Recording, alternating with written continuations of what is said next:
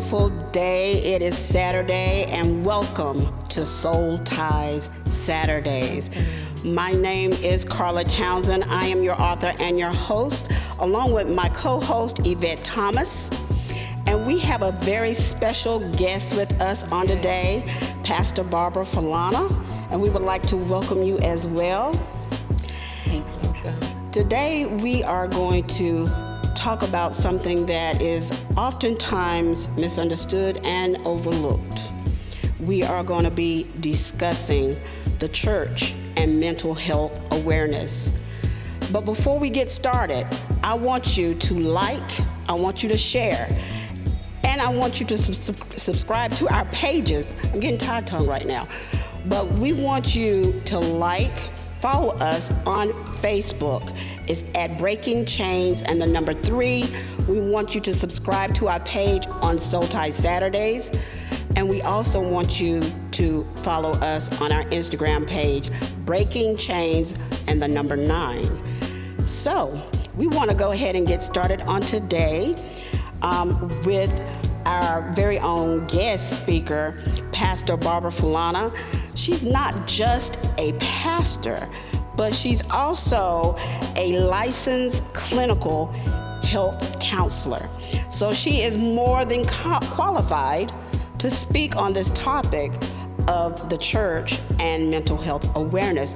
So at this time, I'm going to have her to talk a little bit about herself and also what she does.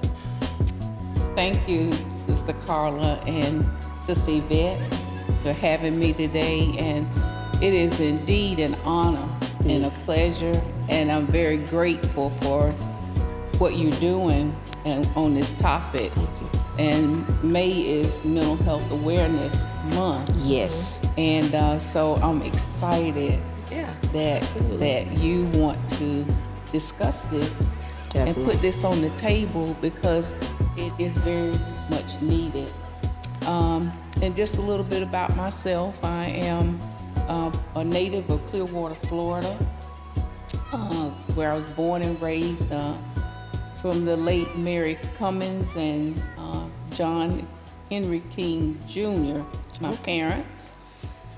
Came up with a loving village. So grateful today for my mother's mother lived right next door. My father's mother lived right across the street. Wow. And my great-grandmother, my mother's mother lived down the street. I don't care where you went. That's amazing. They were there. And it has a lot to do with, I know now, looking back and realizing God's plan for our lives. Yes. And being brought up in the CME church as a youth and as a child. And then getting through growing up and getting through high school, and met my husband in high school. And All right now. and we've been married now for coming up on our 54th wedding anniversary in June. Oh, wow. And God has blessed us with 3 beautiful children, adult children who are doing well, and we have 5 grands now. One of my daughters recently got married last year, in fact, coming up on the anniversary, and so we gained 2 bonus grands, and we had 3 grands. So we thank God for them. That's beautiful. And I was been in ministry since the 70s, and God has always given me a gift of counsel. Seemed like people would just come to me and gravitate toward me. And then I decided I wanted to do this as a profession, and attended Meredith College when my husband retired from the military, and completed my bachelor's degree, and I went on to North Carolina Central for my master's in agency counseling. Okay. And after about 2,200 hours of postgraduate work under life skills counseling, I became a licensed counseling professional. That's And good. thank God for the mentors and that there's no longer in existence, but they many of the people in the area here in Raleigh, North Carolina, and Wake County and Johnson County were birthed out of life skills counseling. That's great. And the Lord called me in the 70s to come into ministry, and so the two things seem to have married together. Yeah. My husband was a 20-year Marine, and All right, I thank Mariah. God, and he afforded me the opportunity to travel with him, and I think it has been a great asset to help with diversity and showing me the kingdom That's of right. God. So I've been in churches on base, with the military, and off base as well. We've been in Southern Baptist, we've been in non-denominational, we, have had opportunity to visit in different settings and under different organizations of ministry. And the one thing I found, people are people. That's right. No That's matter what color, race, we deal the same thing, with issues of life. Yeah. People that's are good. people. So that's a little bit about me.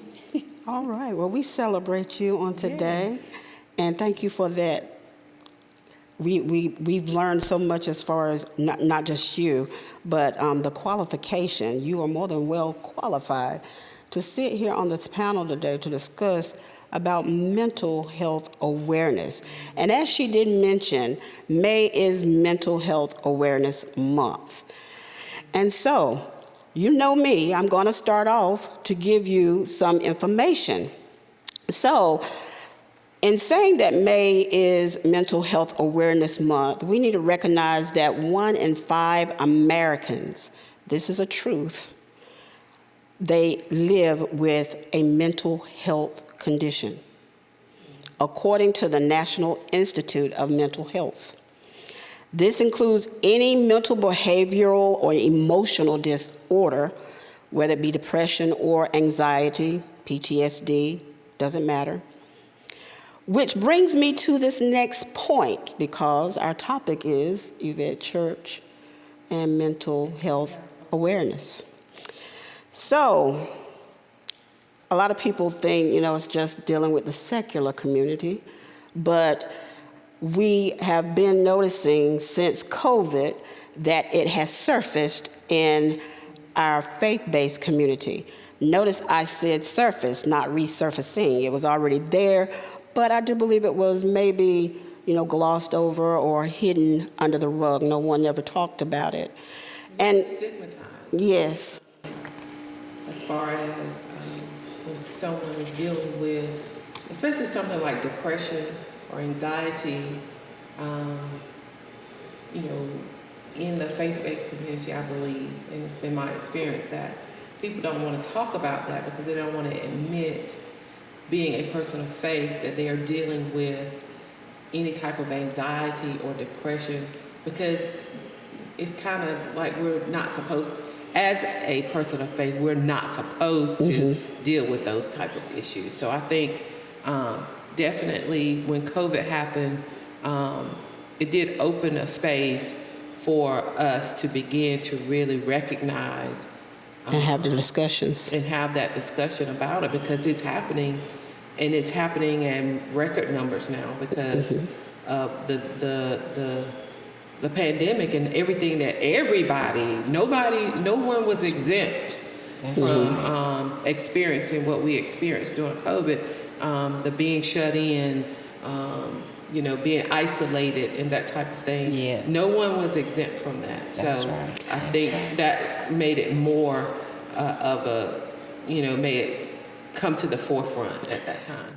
And to mention that, I'm glad you mentioned numbers, because y'all know I'm a numbers person. So we're going to go here.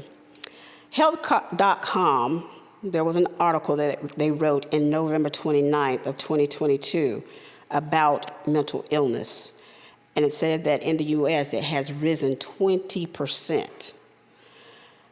Now, on the flip side, There was an article from Premier Christianity. It was written in April 2022. Along with them and another organization, they surveyed 1,079 Christians from various denominations along with some of their leaders. Out of those polled, 43% had experienced mental illness. 35% of the ones that were polled said that they did have some type of support from their church. But this is the concerning thing.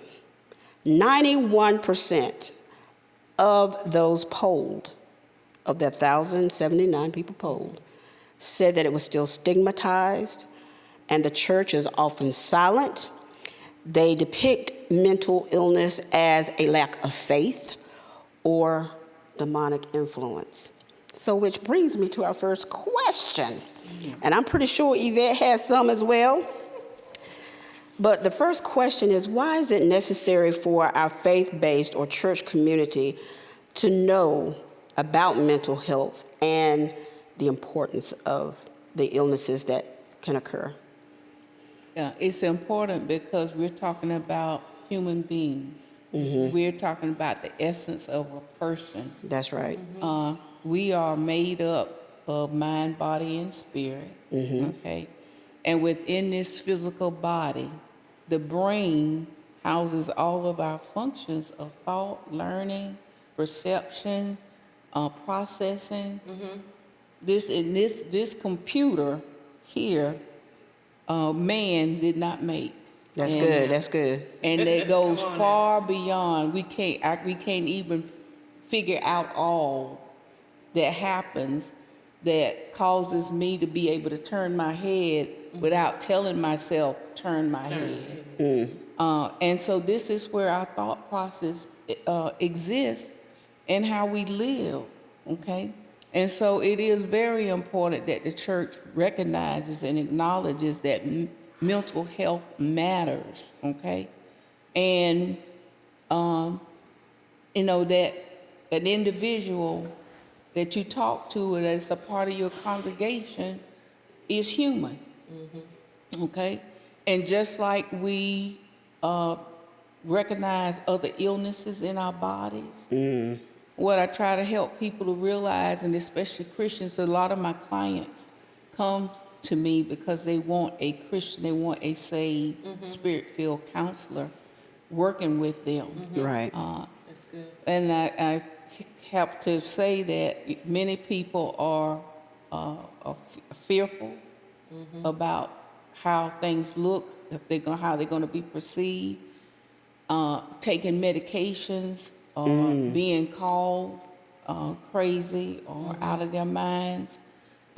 And I have to help them to understand that when we look at all of our body, what you're saying is when we get here to our neck, I want you to see yourself headless. Okay? Just picture if you had no, because you're saying that everything stops when it comes here to the brain. Everything stops. I want to reference a scripture in the Bible. Now we exhort you, brethren, warn them that are unruly, comfort the feeble-minded, support the weak, be patient toward all men, from 1 Thessalonians 5 and 14. And there's some debate over that meaning mentally, but it's talking about a weakness or someone that may not have the strength. And when we have mental illnesses and mental health issues that are happening to us, it weakens us as a person. It's something that needs attention, and that we need to recognize. Yeah. So it's very important for the church to be educated and to understand that mental health is a part of our being, our well-being, just like we have yearly annual checks for That's anything else. And that if mental illness is demonic, then so is diabetes. So is Come high on. blood pressure. You better talk about it. So is anything else that we okay with going to the doctor to And take taking care of, medicines. and we're not embarrassed about that. Right. That's right. And so we should not be embarrassed about if something has happened mentally. I am feeling down, I'm feeling low, and it's happening over more than a 2-week period. That's when we call it clinically depressed. The sooner you get attention, the better. Okay. What happens is people wait and wait and wait and wait, and things get deteriorated. Okay, now I'm gonna add a question in here because she just said that if it's over 2 weeks, then that is considered clinically depressed. How about years? My experience was that I was battling with depression and anxiety. I had anxiety was the biggest thing, but depression coupled with anxiety. I didn't realize that that is what I was experiencing. What I'm saying is for years, dealing with this depression and anxiety and not really understanding what it was until I went to a doctor. Well, it took for me to be in a certain ministry where I was advised, you need a doctor. You need medical attention. What you're saying and what you're talking about sounds like you need medical attention. And I went, and I was reluctant, and I had to be put on medication for a time, but it wasn't until I took the medication and I went like a few days where I did not have that anxiety that I was like, oh, so this is what it feels like not to be anxious. And I mean, really, like, it was mind-boggling to me that and then being able to look back and see that I had been dealing with this for years and did not know what to call it, didn't know what it was, but really feeling some kind of way as if it was me and that I was doing something wrong. And then to come to find out that it was medical, and it was.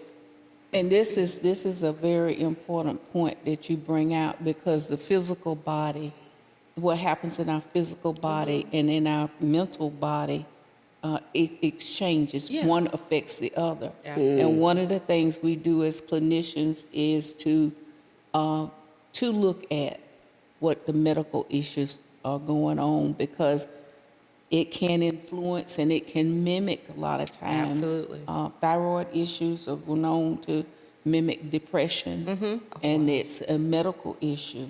So we want to eliminate those medical issues, and then when we do assessments, it's either ruling in a medical condition as the cause or not. Right. And so, Absolutely. that's an important point that you brought up, Yeah. that a lot of times it can be medical and influence the mental health, or Absolutely. it can be mental health and it can influence the body Exactly. as well. So I'm gonna get back to this too. I'm stuck 2 on the 2 weeks. Yeah. And the reason why is this, and maybe because I'm supposed to ask this question, because this is not a question that we previously sent to you. But if that be the case, and we're talking about the church, and when people are going through issues, how can they become aware that one of their parishioners that they have been counseling are dealing with depression because of whatever event that or circumstance that may be happening in their life, and it's been over 2 weeks, and when should they start telling them, okay, besides the spiritual, you also need the professional? Because there's a lot of people in our churches that suffer not just with depression but anxiety. There was I can say I've dealt with both. Anxiety was really on me when I went through a particular event in my life. It was a relationship, and it didn't turn out like it should have, and it actually caused me a lot of anxiety, and it manifested at first with me not being able to breathe, and then because I was trying to stop it, it ended up manifesting in me feeling like I was having a heart attack Panic or attacks. other things going on with my body. Mm-hmm. And I know that there are other people in our, our faith-based community that, they say this phrase, I'm going through. And they keep saying it. And But it's you more look than up 2 years, they're and still going and through. still going through. Mm-hmm. So how do we deal with this? Because you said clinically 2 weeks is a clinical depression. Yes, because we normally within a 2-week period, if something causes us to be depressed, our natural human body and personalities, we find some way. Either we're gonna have a blowout, we got to yell, scream, shout, or we have a shutdown, and we just I just need to be to My myself. God, today. Okay, we sleep. Oh, Okay, we Overeat. over yeah. Come on. We can go from one extreme Come to on. the other. Okay, and we somehow come up for air, and we find ourselves saying, okay, I'm gonna get through this. Usually within a 2-week period, we go through something of that nature, or we call our best friend, or we go in our secret closet and weep. Whatever it is we need to do, it brings us back to that equilibrium of being able to naturally continue on and figure out how we're going to deal with that. But when that doesn't happen and it continues on, that's when we're starting to spiral. Wow. We're starting to go down. And the longer we ignore it and don't address it, then in the answer, it gets, progressively worse. But it's the important thing for the audience to know, and for you to, it's treatable. It can be Okay. helped. So we start with a medical doctor is a great place to start. That's When you're feeling down or whatever, and you're beginning to see, because COVID, you say COVID has changed and brought so much change and surface. Because everything has changed. Like you said, it has impacted everybody. We're seeing death and grief as we have never experienced, not in my lifetime. That's the right. truth. You're right. And then the impact of all of the changes that's happening to the person who has COVID, the family that's experiencing or not being able to see their loved ones, and the death rates that are happening around people, the changes that's happening on people's job, the increase on the medical staff and industry, and how we're dealing with things, the changing job, people losing their jobs and shutting down, and all these things that happen. All these are major life stressors. All of that increases mental health. It causes stress. Stress triggers the different mental health issues. Okay, so the church being aware, knowledge, what we're doing today is what the church needs to do, is to be able to talk about it, be knowledgeable, education, training, so that we can recognize, this sister or this brother has been experiencing this and this for, more than a minute here now. So, this probably needs some other attention. And then deciding, of course, every church has their own protocol and who you should share things with, but the helping ministries, your missionaries, your deaconess and deacons and stewardesses and your ministers need some good general training. And I brought I this agree. along from the American Psychiatric Association. It's called A Mental Health Guide for Faith Leaders. Wow. And this is a 26-page booklet, but it is excellent, and it was done through a community collaborative where the mental health professionals realized that they needed to partner with the faith community, because faith leaders are the number one person usually that people go to because That's right. of their faith. Okay, so the faith part of it has some hope and help there. You know, because of course, and with God, and God can supersede and do Yes, He anything can. That's right. that That's right. education can't fix. You know, we know the power and authority and miracles and things can happen with God, but there's much help that can Practical. be, practical things and medications that can help when needed, as you That's right. as you Yes. talked about. You have any questions? No, this is good. Since you mentioned about your mental health guide for faith-based communities, and you also mentioned how when that does arise and people go to their leaders, I have to bring it in. You brought up something in my mind. This is a little off the record, but even these leaders, because they're taking in everybody's issues, concerns, and they themselves can get stressed or overwhelmed with this.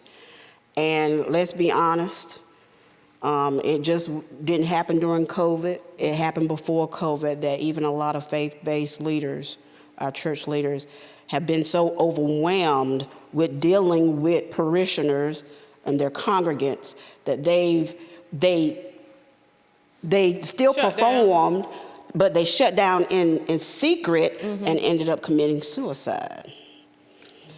So how do you deal with leaders dealing with their own mental health and keeping them being in a safe place so that they can counsel, and if they cannot do all with the spiritual counseling, to bring in someone such as yourself, a clinical, so that they won't get overwhelmed and withdrawn and back away. And That's a very loaded and important question.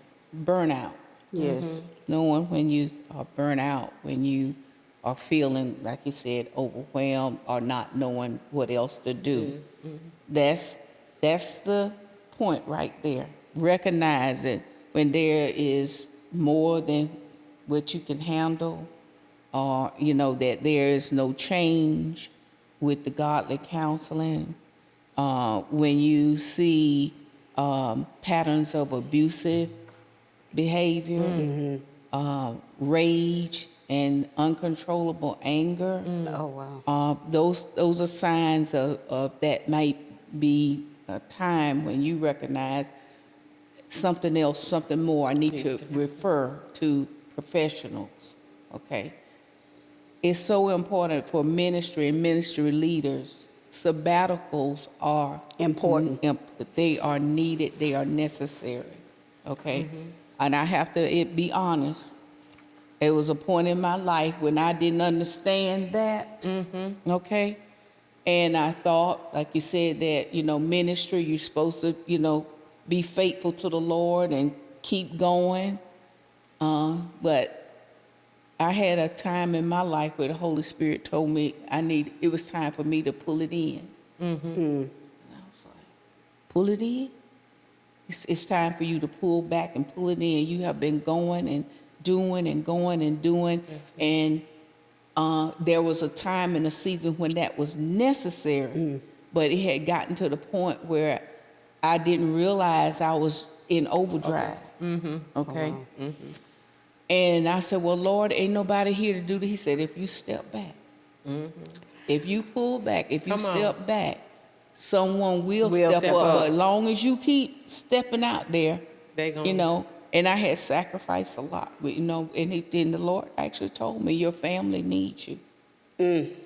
Your children need on. that attention and that overage that you've been given in ministry.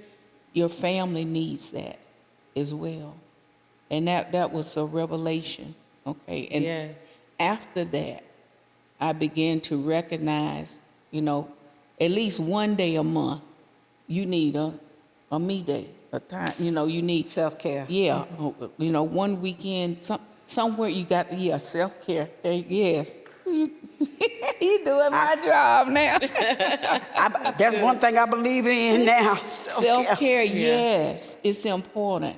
Quarterly, pastors, Tell them. church leaders, Tell 'em. I ask you to please regroup, consider this. And it is not cheating God. It That's is right. not being spiritual enough and those type things. Like you said, a lot of time you feel guilty. And God is not about guilt. Ooh. Come on. He's not about, that's You not a teacher today, Pastor. not the will of the Lord, because the enemy can come in many ways, and so we need to pull back, and we do have to recognize when it's too much or if we need it. And that sabbatical for pastors, a 30-day sabbatical every year is needed. Yes, it is. And the church body needs to embrace Needs to that, because some embrace it. folks get upset and pastor ain't gonna be here, I ain't coming, and all this kind of foolishness. Who we worshiping? The pastors of Come Jesus. on.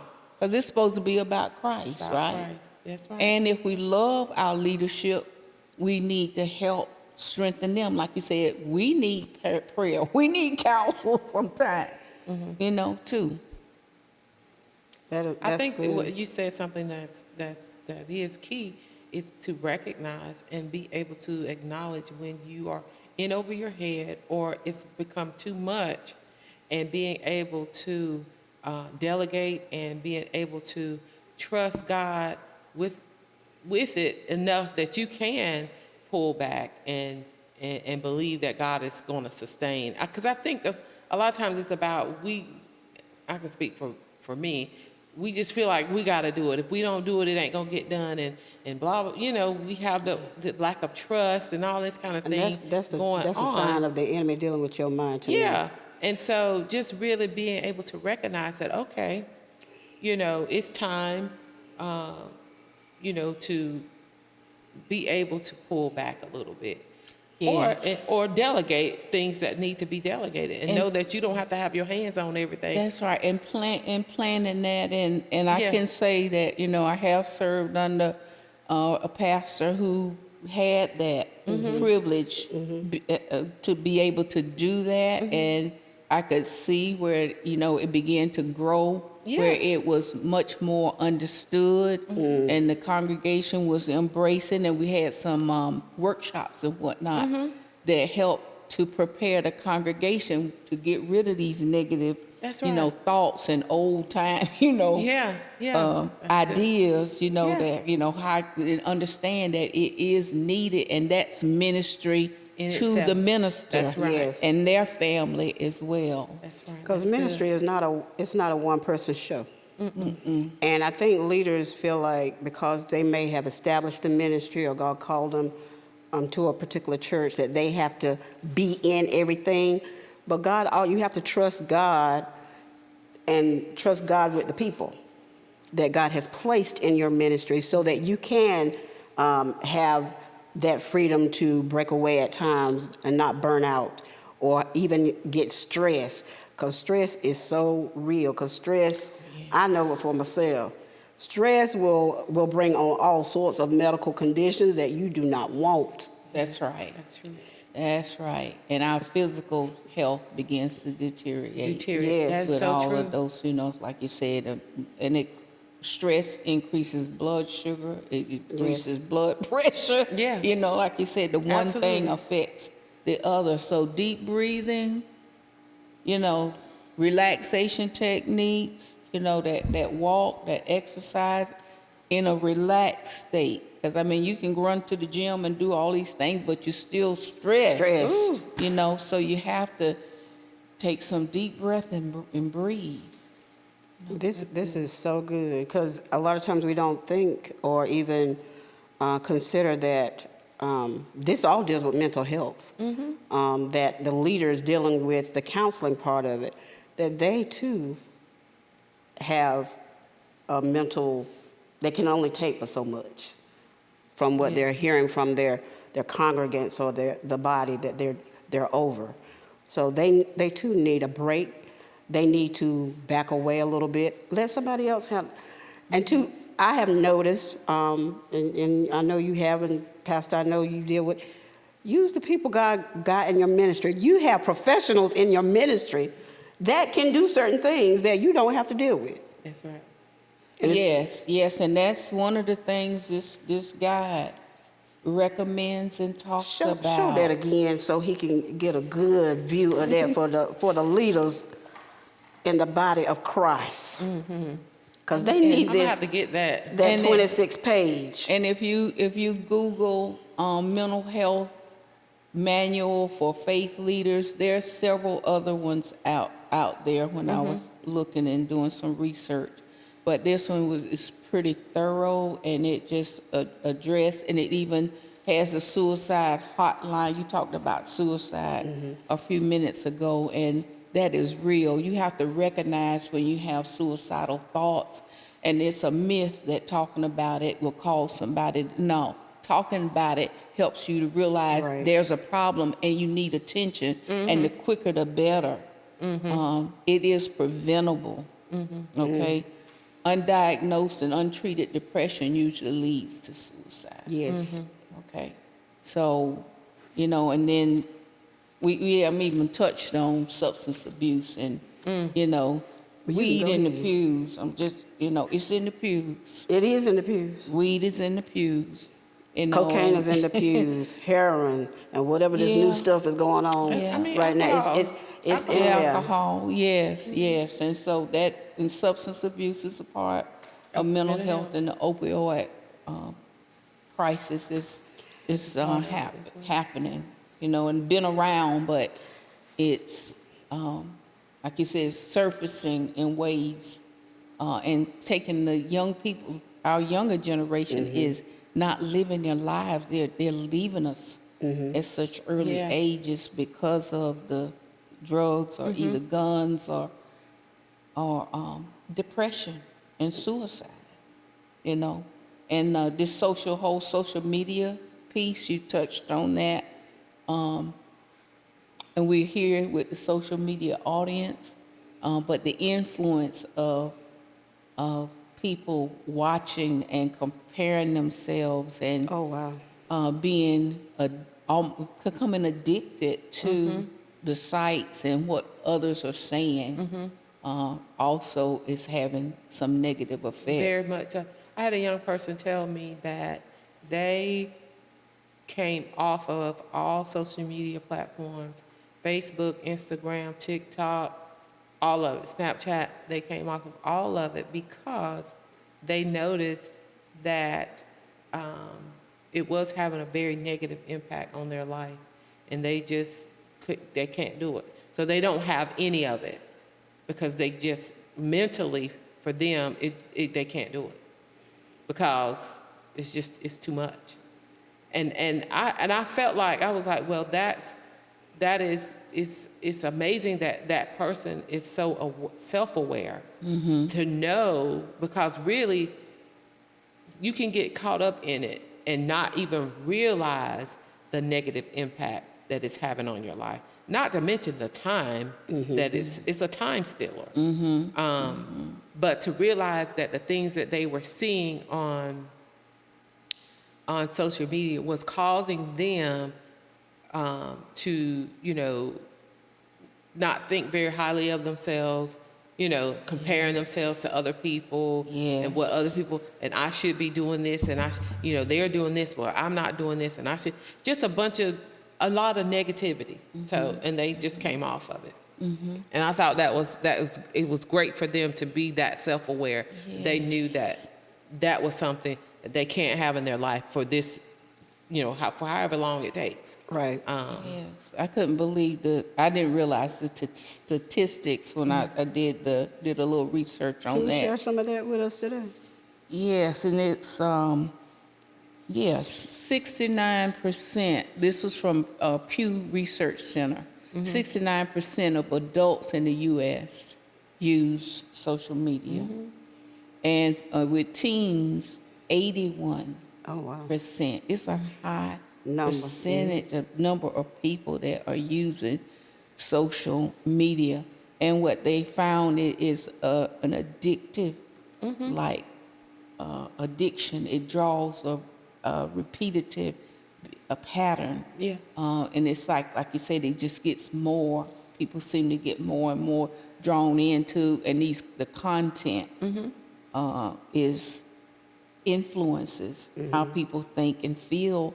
And like you said, a comparison about themselves and what all of these things are saying, rather than who they are as an individual. So, and it's more common because there's so much ease. You got your phones, you got your laptops, you Right. got your tablets. desktop, your tablets, your watches, and Yeah.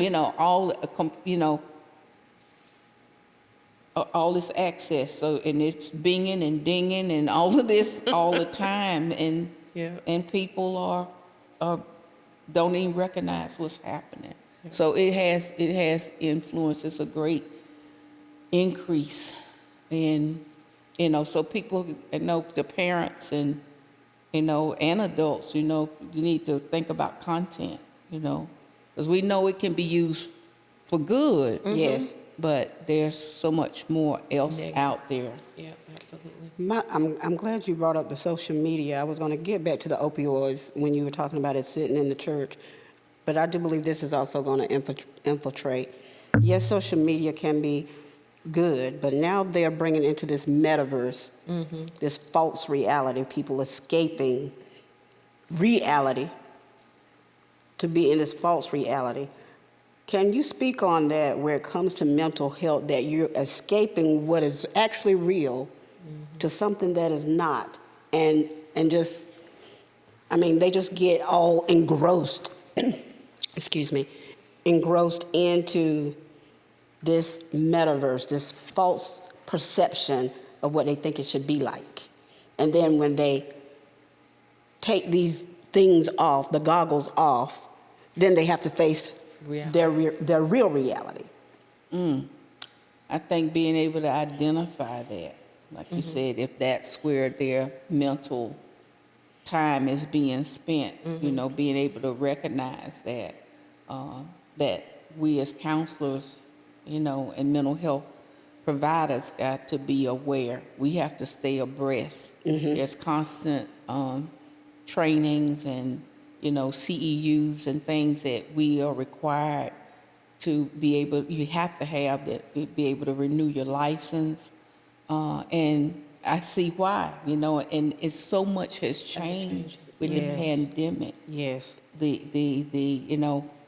I'm doing a virtual therapy, 100, pretty much 100% now, whereas I never thought that would even happen. Wasn't even thought about. Yeah. It began to come about, and it was already in the process, but not on the scale That it is that now. it is, now. And like you said, will we go back to what we were doing? And it looks like we've not. It looks like it's probably going to be on this platform more than ever before. But being aware of escaping, like you said, self-medicating. Because if people don't escape to a fantasy world, they're usually self-medicating with alcohol or drugs, or either shutting down and just trying to shut the world out instead of addressing what's going on. And that's when we really need to open up and talk. People can feel a whole lot better just being able to get it out, what they're feeling and what they're thinking about. I do have a question. And it just popped in my head, so I guess it's necessary for now. Do you think that, like, mental health issues are something that that can be genetically transferred, or if it's is it behavioral, or both? It's both. Because the reason I ask that question because I know that in my family there are instances where we can look back and see where people dealt with depression and anxiety, and then also but also there's a lot of substance abuse on my, in my family. And I believe now that a part of that was the fact that they were suffering with mental health issues that were never addressed. So that substance abuse was a way of self-medicating. Yes. Yeah. I believe you're correct, and I agree. But yes, it can be both. It is both. And during our assessing of a client, we do look at family Family history. Okay. It's not a given, Right. but it usually is an indicator, and you can see repeat patterns, and it is helpful, for us to know and understand if that's been there before, or if you have addictive personality history in your family, that people are made aware so they can be educated and understand that perhaps you want to think twice about, indulging. Right. Okay, you may want to make sure that you are watching this for your betterment, not to condemn or put people down. And sometimes, because people blame themselves, and sometimes they need to know that. And unfortunately, it's true with our heart conditions, diabetes, high blood pressure. Yeah, it runs in our family. My great granddad and my mother, all there are certain things that in my family history that's there, and it's clearly there. And so knowing that from a medical perspective is helpful Right. for me to have how to govern myself, Exactly. because I have that knowledge. So that should be the same with mental health, and not a shame. We don't go around be embarrassed and shame. Lord, my grandmama had high blood pressure. No, we don't do that. We No. go on over there and get what we got to get and take it And go to on. Blood pressure regulate. pills and go ahead on pop them every day. And we probably, we could be delivered from many things if we have more self-discipline. Hey, come on. Well, Okay? She done said If we something. would deal Say with it our again. habits and our what we eat That and is- how we govern ourselves, Yes, we ma'am. could a lot of our deliverance is hindered because of us. oh Lord, it's not demonic, you say? You know, You say it's not demonic? it's Okay. not all, no, it's not all demonic. good. No. Well, Pastor, I thank you.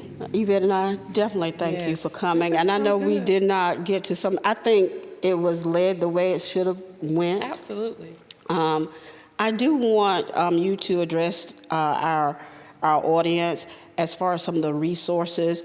I know a lot of people that have jobs, they have EAP, and they do not use it. Especially, I'm gonna tell you, being in the faith-based community, church community, I knew I had it, but didn't want to use it because I got God, praying. But when I started using my EAP benefit for, because I needed to deal with some issues mentally, literally. So what are other resources that the faith-based community can, whether they're insured or not insured, can use when they know that there is a mental health crisis and they need more than just spiritual help? Okay. Well, you all can always try to contact your Affordable Care Act plans to see if you're eligible, Medicaid and Medicare. There's only one voucher program that I know about that can work with you and kind of help with fees, and it's called the Loveland Foundation. Lovelandfoundation.org is a voucher program that I've had that was through another client that they had a voucher to help so they Over could there. get the therapy. And I guess it's some kind of qualifier you have to go through, but it's lovelandfoundation.org. Okay. And then NAMI, it's a National Association of Mental Health, and we have one here for Wake County, and you just put NAMI wake.org in, and they advocate, they educate, they have pamphlets and booklets and information you can get, you can read. They have also people that you can talk to who, and we need to understand if you have anxiety, a couple came in and something happened and the person began to have anxiety in their relationship, and it began to deteriorate their relationship. So we have to understand the education and about the diagnosis that has come or has now been diagnosed that you didn't have before. Right. Education about that and what it is and how to be effective in treating it, and understanding that if your spouse or that person is having an issue or a moment, that you got to remember, don't take that personal. Right. This is anxiety. This is depression. This is this is what I'm dealing with, and how you need to respond to that. That's good. We'll have a much better outcome than when you just throwing up your hand. Oh Lord, have mercy, they doing it again, or I don't know what to do when you don't have knowledge about what to do. Okay. But the local community, NAMI is nationwide. So that is a good resource that can help you, and they support others in the community so they can redirect you, or whatever your county or state you live in, and put mental health resources. Those resources can come up. That is some good information. And we would like to thank you again for being our guest on today on Soul Tie Saturdays. And we would like to also thank our viewing audience for being here with us on today. We hope the information you received will help you on your journey. And also we want you to remember that we are breaking chains to restore lives. Know that Yvette and I love you, and we'll see you soon.